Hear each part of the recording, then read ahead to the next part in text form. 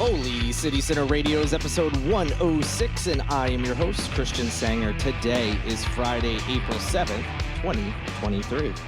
Hope you all had an awesome week. Mine was pretty good, went by fairly quickly. I hope yours did as well. Excited for the weekend to be here. Everybody, be sure to get out there, enjoy whatever activities you want. Be sure to go to holycitycenter.com/events to see what's going on. It is also Easter weekend, so happy Easter to those that celebrate. Hopefully, in addition to maybe seeing family, enjoying some good food with them, some candy, of course. Especially if you have children doing the Easter baskets. Besides all that, I hope you have a great time. Enjoy the weekend. Hopefully, we'll have some good weather. Hopefully, it stays warm.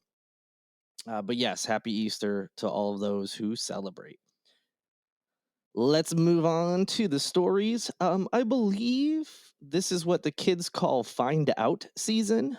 We've talking this week about punishments, things catching up to people, indictments, arraignments, censures. It continues. As I said, I believe we're starting to see find out season coming around here in 2023. Example for this episode, Ed Kelly, who, as you may remember, is a member of the Charleston County School District Board of Trustees.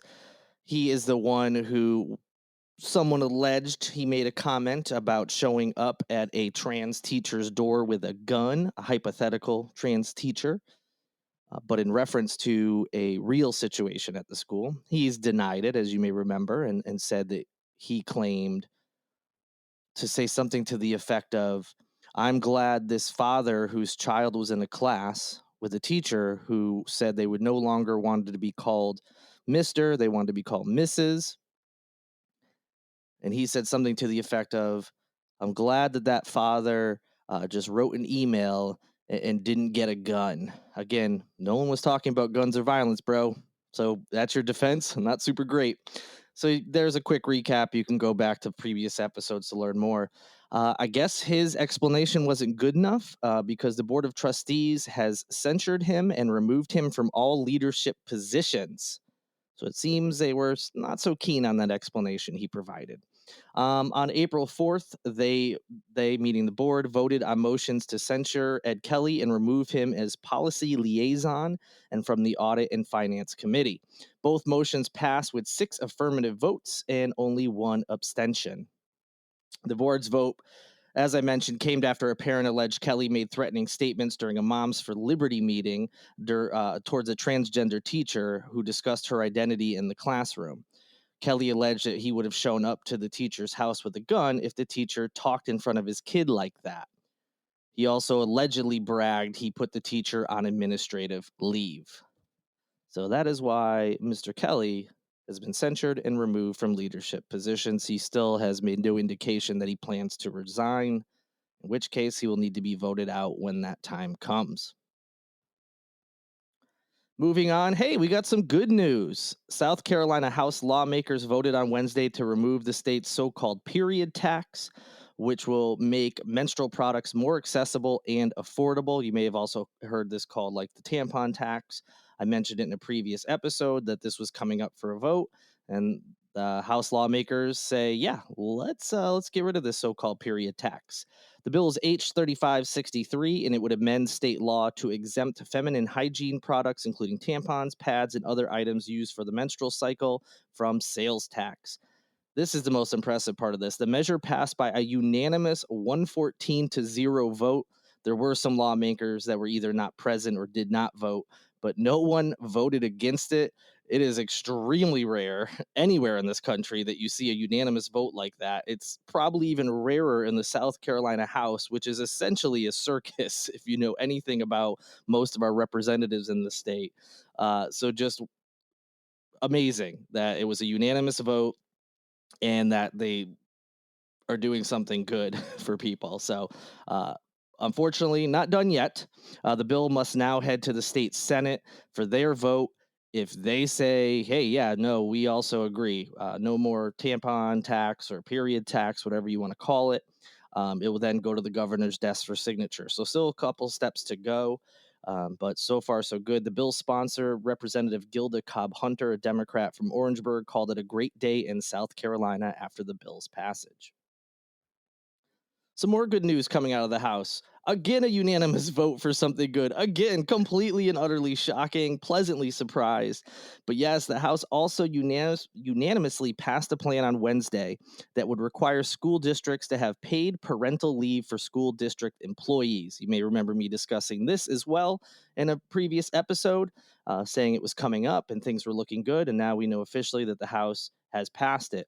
School districts would have to provide up to 6 weeks of paid parental leave under this legislation for any school employees who give birth. A school employee who is a co parent would be eligible for up to 2 weeks of paid leave. The bill also calls for 6 weeks of paid leave for the adoption of the child for the primary parent. 2 weeks of paid leave would be allowed for that co parent of an adopted child. And then when a foster child is placed in someone's care, the parents get 2 weeks in that scenario as well. So similar to the last piece of legislation we were talking about, passed in the House, still has to go through the Senate and then over to the governor's desk. But again, good first steps. It's a good sign because the House tends to be a little bit more unpredictable than the Senate. And like I said, it's kind of basically a circus over there. I'm feeling pretty good that these two things might go through. We'll see what happens. Another piece of legislation that was passed in the House. This one was a little different. It was a little bit narrower. This one's path forward doesn't look as bright. So the South Carolina House narrowly passed a bill that has to do with online wagering on horse races. Under the online horse race or wagering legislation, that is hard to say, which was approved, by the way, on Wednesday in a 54-44 vote, so a pretty tight vote. Under this legislation, the state would tax a minimum of 10% on the vendor's adjusted gross revenues from wagers. So people would be able to place bets only on horse racing under this legislation, no other sports. And it wouldn't allow like online gambling as far as like, blackjack or casino or not casinos, slot machines, things like that. But you would be able to do it through like DraftKings or any other app website you've heard of that does sports betting. You could place your bets through there, and 10% from the gross revenues from those wagers would go to the state. That money would then be used to operate an equine commission and provide grants to those in the equine industry. The bill passed also on Wednesday, and it still needs to get through the Senate, which is possible. But it also, as I've mentioned with the last two stories, has to also be signed by Governor Henry McMaster, who, by the way, during his 2022 reelection campaign, said he was against expanding gambling in the state beyond the lottery. McMaster's office said he would veto the bill if it reached his desk. Now, that was back in 2022 when he was running against Joe Cunningham. Cunningham was the one who said he wanted to legalize sports gambling in the state, not just horse racing. And McMaster said he was against it. So have things changed now that he's seeing that this is bipartisan, that lots of people would like this? Maybe it'll change, but a much less clear future for that piece of legislation in comparison to the other ones I mentioned. We've got one more piece of legislation to get into, but before that, we're going to circle back on yet another story, this one involving the Cannon Detention Center and their search for a new healthcare provider. So, the newly approved healthcare provider for the detention center is facing more than 24 instances of legal troubles. You may remember the story. You can go back and listen to past episodes, but long story short, during the pandemic, the detention center hired a healthcare provider to help with any inmate issues involving their health. It hasn't gone very well, and has been accused of being involved in at least two inmate deaths, including one where the coroner ruled it gross medical negligence. So they've decided it's time to move on, but it's not so simple. With anything involving county and state and government, there's always a process. It's not just like, hey, this is the best one, let's buy it. Without getting too in the weeds, and I'll be honest, a lot of it's above my head as far as the steps involved. But it involves bids, and sometimes they're required to take the lowest bid, and there's all sorts of things that go in it. And the jail or the detention center doesn't really even have any say in this. So it gets complicated. But so here's where we're at. Charleston County Council. So the county council votes. So again, the sheriff, the employees at the detention center, they don't get to vote on this. Charleston County Council voted unanimously on Tuesday night to start negotiations with a company called Vital Core Health Strategies. Okay, cool. We're finding a new healthcare provider. Definitely the right move. Or is it? ABC News 4 here in Charleston found that Vital Core has been sued at least 26 times since 2019. So in 4 years, less than 4 years, they've been sued 26 times. Those suits outline several instances of what attorneys are calling medical negligence, malpractice, and deprivation of civil and constitutional rights. Obviously, the caveat here is that a lawsuit and attorneys' claims don't necessarily mean that what they are saying is accurate or that anything wrong was done. You have to let the process play out. But 26 lawsuits in under 4 years doesn't look great, regardless. And this is the same issue with the company they currently had called WellPath. They also had lawsuits and continue to have lawsuits. Why would we just go with another company that is apparently having similar issues? Great question. Thank you. No. So earlier this week, Charleston County Sheriff Kristen Graziano said she's worried and because she wanted a different provider. She said that they knew full well, meaning county council and the county staff, that they were engaged, who they were engaged with, talking about Vital Core Health Strategies.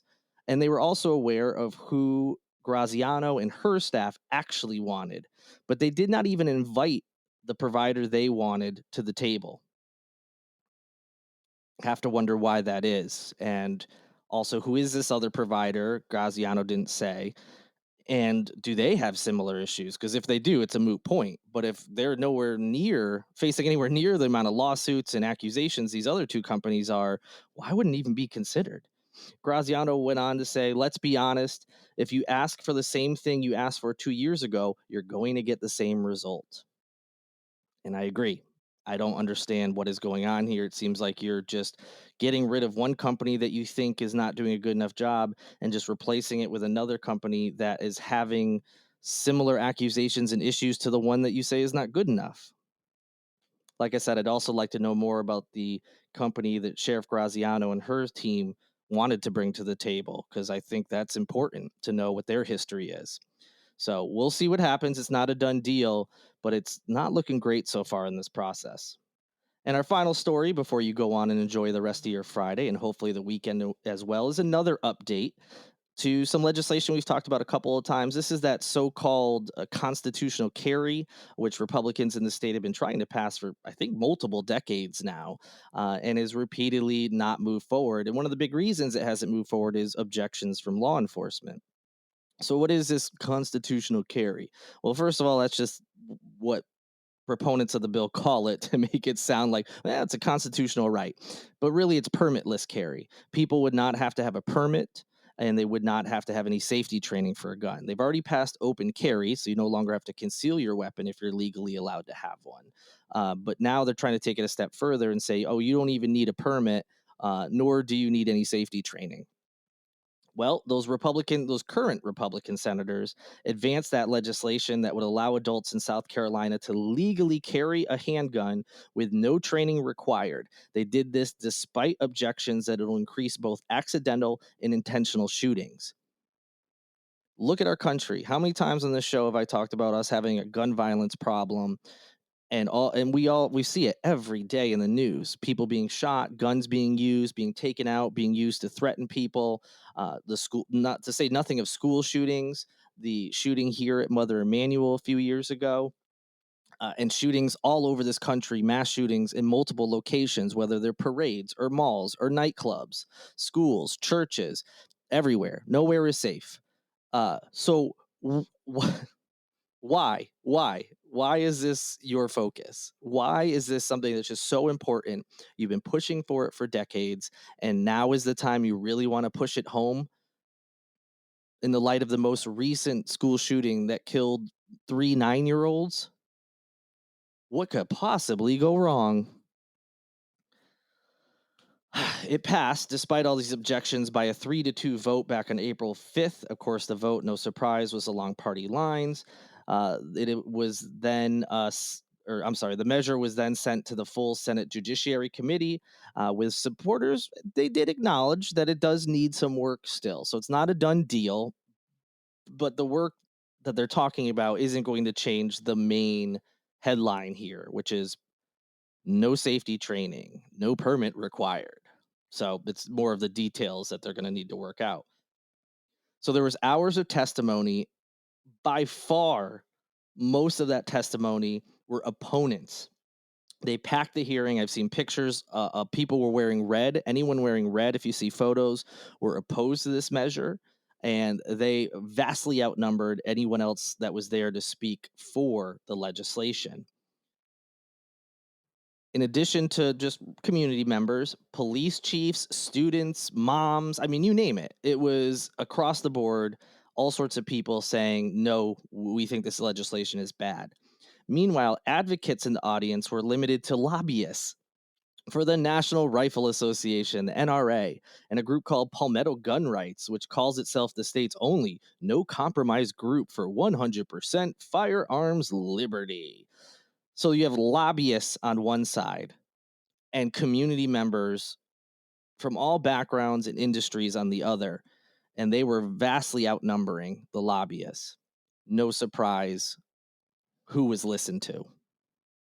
What is the point? Elected leaders are supposed to do what their constituents want. And when you have a hearing and one side is just vastly outnumbering the other, it is showing you not necessarily that the majority of people oppose that. I get it. It's not necessarily that, but they did organize better than the other side. And you still vote against their wishes. I don't get that whole side of politics, amongst many other things. But in any event, the bill, which passed the House back in February, would allow anyone 18 and older who can legally buy a gun. So, thankfully, there's still some restrictions in place. So, for instance, no one under 18 and, people who say have a felony on their record.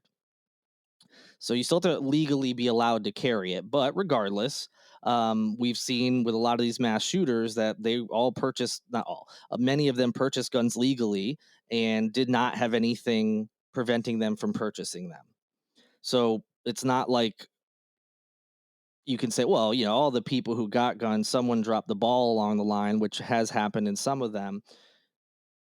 These are all people who are able to legally do it. And now we're just going to make it easier in the state for anyone to purchase a gun and not have to worry about safety training. But putting our fears aside of mass shootings and crime, this can also, as we've talked about before, gun violence comes in many different forms. This could easily increase the amount of suicides, death by suicide in this state.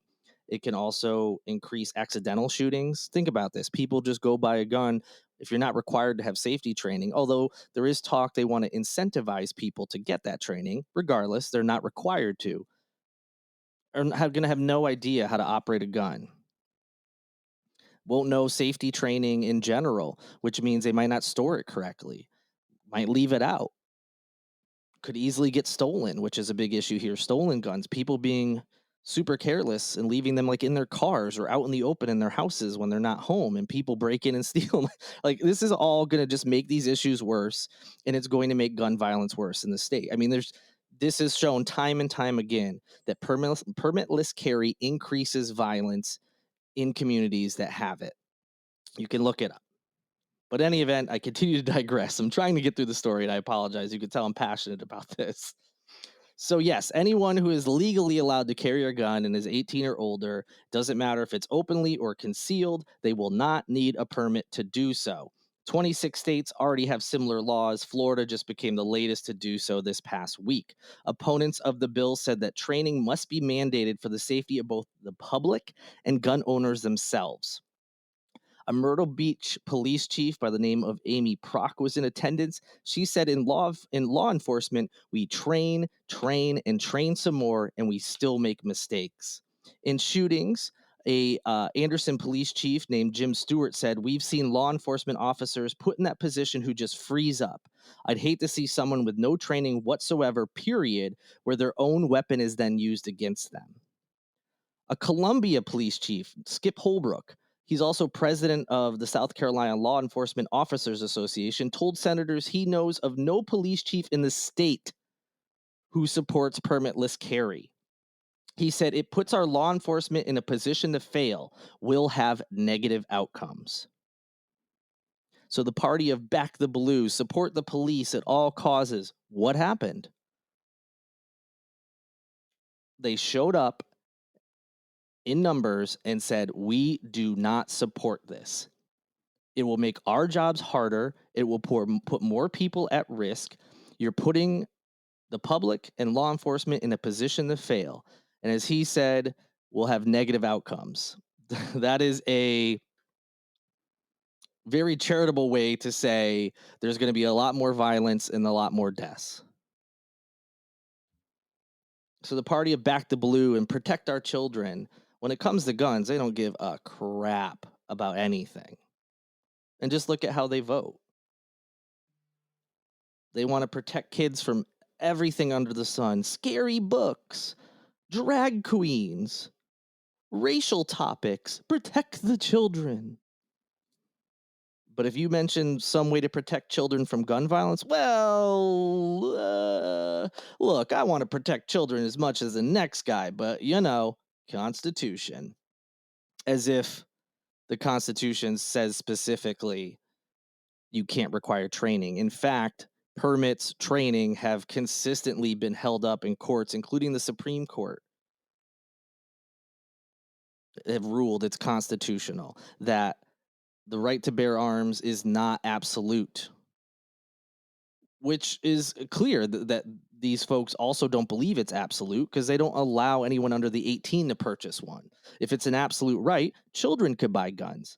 If it's an absolute right, people with felonies could purchase guns.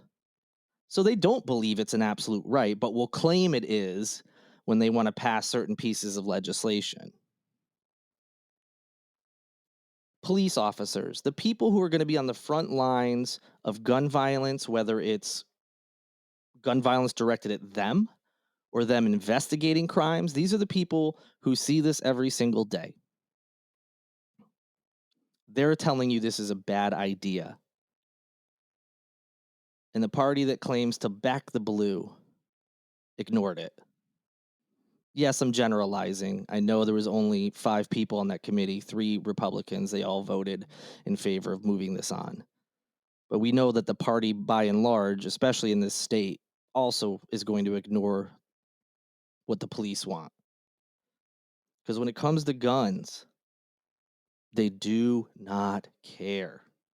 It doesn't matter who could be harmed. Numbers, statistics, it does not matter to them. This obsession with guns in our country is bonkers to me. And I don't have a problem with the Second Amendment, and I don't have a problem with people owning guns. Most people, I think, are fine with it. It's this stretching it to the absolute extremes and trying to twist words around in the Constitution to say, oh, well, you can't do this and this because of this. I don't understand how there isn't common ground here. Why does this have to be all or nothing? So, yes, to recap, it's the permitless carry is moving on. And judging by our governor and basically our entire legislature, I should say the majority of our legislature is in support of this.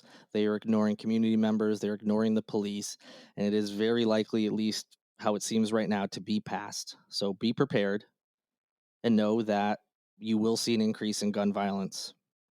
Hopefully it doesn't affect you personally, but you will see those rates go up. I'm not saying that to be all doom and gloom. I'm saying that because that's what statistics have shown in states that have passed similar legislation. That's what's happened. So I'm not trying to be Chicken Little, but when this has happened before, you have to kind of assume it's going to continue to happen. Sorry to end on such a bad note.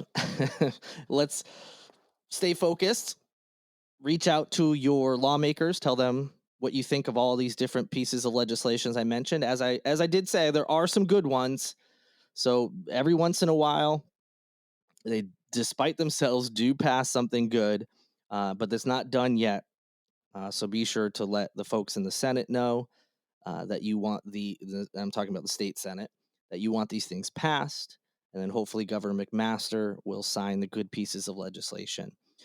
Only the horse racing one, betting on horse racing, seems to be the only one he has at least publicly said he opposes. But the so-called period tax is one that he hasn't commented on, and just judging by the support that it has received, and same with the school district employees getting parental or paternal and maternal leave.